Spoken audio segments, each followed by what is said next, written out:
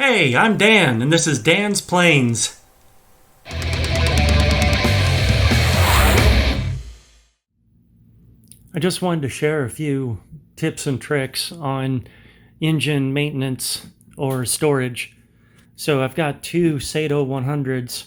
I use those quite a bit in my Warbirds, so I picked up a couple of those to just keep in stock, just to have handy. Not that I've had any broken in the past and needed to go to my stock, but we'll just keep these in stock just in case.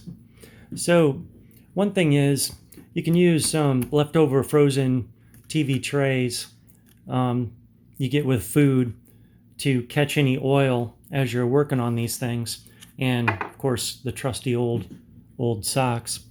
What you want to do is use full synthetic automatic transmission fluid, and I just used an old dropper bottle I came across and just keep this here in the workshop just for this purpose.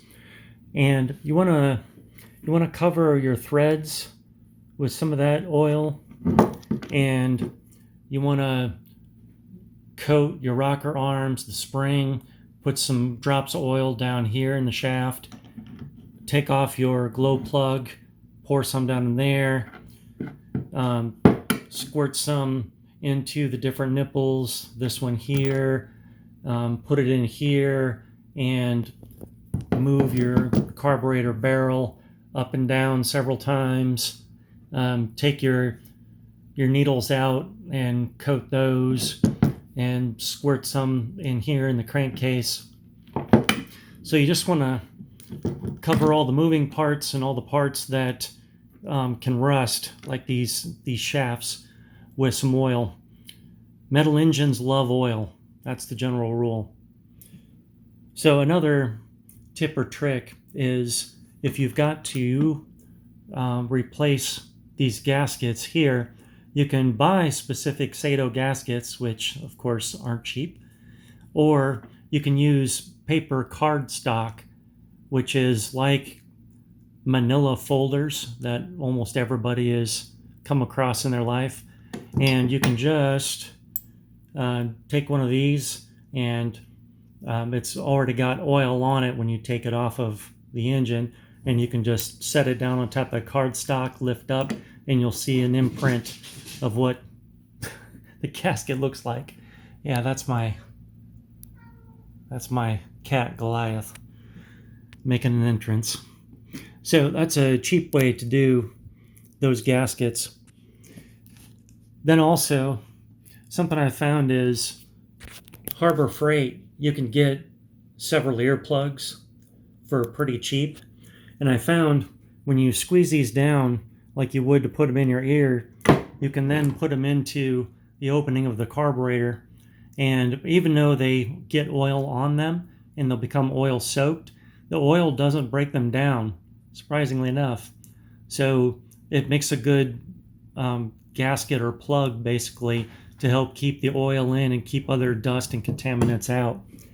After I get it all oiled and put back on the valve covers, then I'll put them in two different Ziploc bags. The oil goes through the first Ziploc bag relatively quickly, and it might eventually come out the second, but it won't be nearly as bad as having just one Ziploc. And I just throw them into a shoebox that I labeled with what's in there and what the packing date is.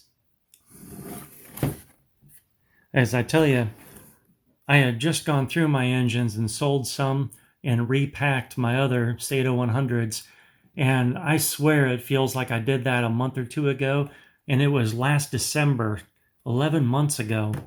It's just hard to believe time has flown that quickly. So hopefully those are some tips and tricks that will do some good for you. One last tip. If you get to a point where your engines are old, they haven't been moved in a while, you didn't do this type of maintenance before you packed them away, and now you can't get the carburetor to move, what you want to do is take off any plastic parts from the engine, like the throttle arm. Heat an oven to 200 degrees and put in the carburetor. You can also put in the whole engine if you want to, or just the carburetor. It's only held on by 2 bolts on this engine. And just put that in for 200 degrees for about 10 minutes. So that will heat up everything. That'll expand the metal, and then you'll be able to move the throttle. Then when you pull it out, make sure you put in the ATF oil, and you'll be set. Okay, one more thing. So whenever you're putting in your glow plugs on these glow engines, these are an aluminum, aluminum mixture that it's really easy to strip these threads, whereas this metal is a lot stronger, a lot harder than the aluminum.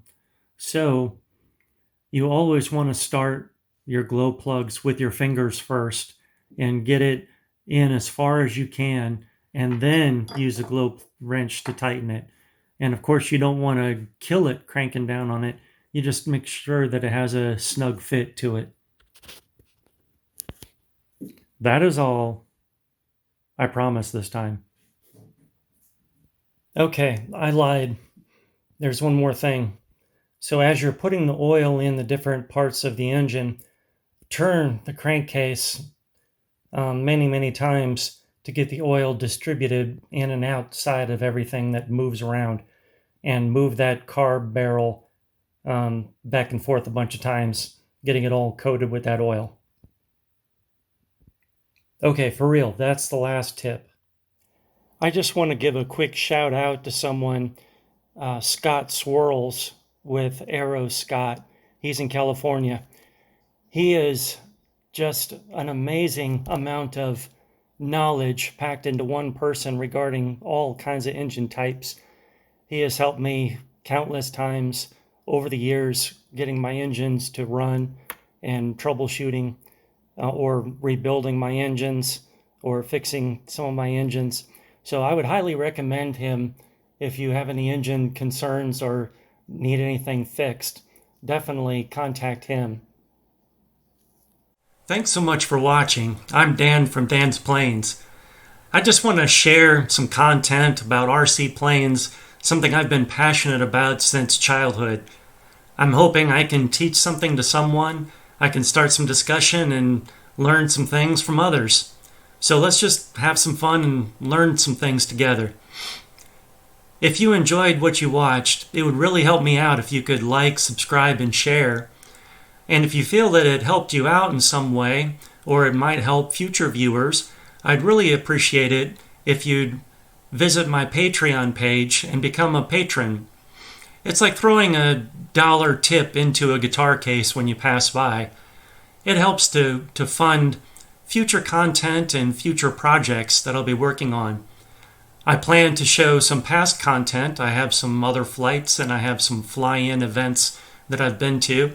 And I also plan to show future flights and future repairs, as well as building ARFs, and if I can ever get back to it, building my Top Flight Spitfire.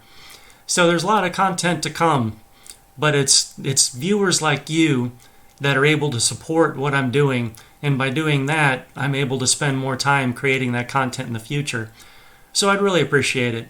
But either way, thanks for watching, and thanks for any support, and I wish you blue skies and good speed.